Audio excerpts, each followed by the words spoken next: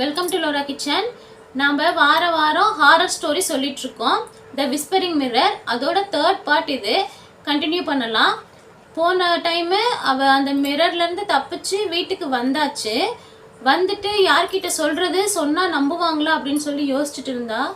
அம்மாக்கிட்டேயும் அப்பாக்கிட்டேயும் சொல்ல வேண்டாம், அவங்க ரொம்பவே பயந்துருவாங்க அப்படின்னு சொல்லிட்டு அவள் முடிவு எடுத்துட்டு அவள் வந்துட்டு நம்ம போய் கொஞ்சம் ஃப்ரெஷ் ஆகலான்னு சொல்லிட்டு அவள் பாத்ரூமில் போயிட்டு முகத்தை கழுவிட்டு கண்ணாடி பார்க்குறான். கண்ணாடி பார்க்கும்போது அவள் சிரிக்கலை. ஆனால் கண்ணாடியில் அவளோட உருவம் புன்முறுவலாக தெரியுது.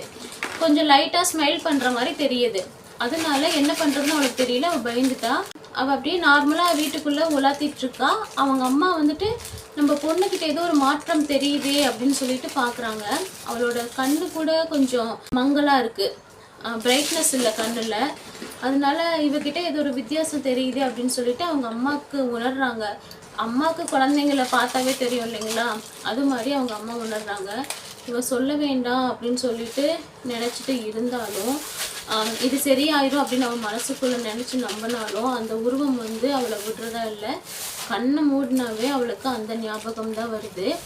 நீ தான் நான் தான் நீ எனக்குள்ளே வந்துட்ட, அங்கிட்டு வந்துட்டேன்னு நினச்சிட்டியா அப்படின்னு சொல்லிட்டு ஒரு மாதிரி சிரிக்குதாம்மா.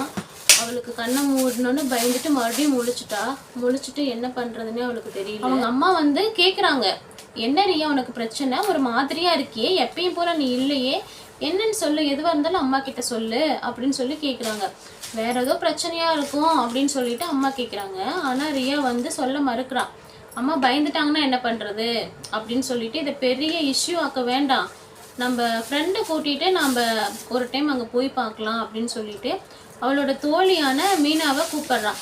நான் ஒரு இடத்த கூப்பிட்றேன், எனக்காக வாப்பா அப்படின்னு சொல்லி கூப்பிட்றான். சரி, ஃப்ரெண்ட்ஸ்னால் கூப்பிட்டா நம்ம போய் தானே ஆகுவோம், அதே மாதிரி வாமா போகலாம் அப்படின்னு சொல்லிட்டு 2 பேரும் சேர்ந்து போக முடிவெடுக்கிறாங்க. அதே மாதிரி பிளான் பண்ண மாதிரி அவங்க மறுபடியும் அந்த இடத்துக்கு போய் ரீச் ஆயிட்டாங்க. ரீச் ஆனோன்னு அந்த ரூம்குள்ளே நுழைஞ்சோன்னு எப்பவும் போல் கண்ணாடியில் அவள் பார்த்தா வேற உருவம் அவளுக்கு பின்னாடி நிற்கிது.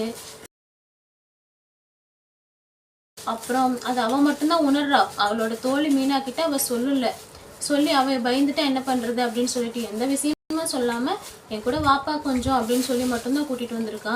அப்புறம் போய் உள்ள ஒரு 5 நிமிஷம் கூட ஆகலை, மறுபடியும் அதே மாதிரி கேண்டில் வெளிச்சம் மட்டும்தான் இருக்குது. கேண்டில் வெளிச்சம் மட்டும் ரொம்ப எப்படி சொல்கிறது, தகதகன்னு எரியுது. அதாவது பளிச்சுன்னு எரியுது. அந்த கேண்டில் வெளிச்சம் மட்டும்தான் அந்த ரூமுக்கே நல்லா பளிச்சுன்னு தெரியுது.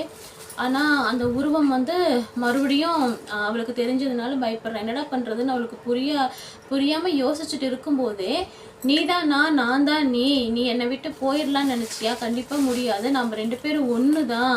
இந்த வலைக்குள்ளே நீ சிக்கிட்ட, இதிலேருந்து உன்னால் தப்பவே முடியாது, உன் மூலமாக நான் வாழ போகிறேன், நான் உனக்குள்ளே வந்துட்டேன் அப்படின்னு அந்த குரல் சொல்லுது. அவள் ரொம்பவே பயந்துட்டு மீனாவை டக்குன்னு திரும்பி பார்க்குறா. அவளுக்கு குரல் தெரியுமா, நம்ம கேட்குற குரல் அவளுக்கு கேட்குதா அப்படின்னு சொல்லிட்டு டக்குன்னு மீனாவை திரும்பி பார்த்தா மீனா ஆக்ரோஷமாக சிரிக்கிறா. கெக்கன்னு சொல்லிட்டு ஆக்ரோஷமாக ஒரு பலத்த சத்தத்தோட சிரிக்கிறா. அவளை பார்த்து இன்னும் பயந்துட்டா. ஐயோ, நம்ம ஃப்ரெண்டு நமக்காக வந்தால் அவளுக்கு எதுவும் ஆயிடக்கூடாது அப்படின்னு சொல்லிட்டு மீனாவை பார்த்து ரொம்பவே பயந்து அவளை நம்ம சுயநினைவை கொண்டு வரணும் அப்படின்னு சொல்லிட்டு மீனாவை போட்டு உழுக்குன்னு உழுக்கிறா. மீனான்னு சொல்லிட்டு ரொம்ப நேரம் ஆச்சு அவளை சரி பண்ணி சுயநினைவுக்கு கொண்டு வர்றதுக்கு. ரியாவுக்கு ஏற்கனவே அவளே பயந்துருக்கா. ரொம்ப பயந்து போயிட்டு சப்போர்ட்டுக்காக மீனாவை கூட்டிகிட்டு வந்தா. மீனாவுக்கு எதுவும் ஆயிடக்கூடாது அப்படின்னு கண்டிப்பாக நம்ம இந்த இடத்துல இருக்கவே கூடாது, இந்த இடத்த விட்டு நம்ம முதல்ல வெளியேறோம்னு சொல்லிட்டு வெளியில் வந்துடுறா. அவள் வெளியே போகும்போதும் அந்த குரல் அவளுக்கு கேட்டுகிட்டே இருக்குது.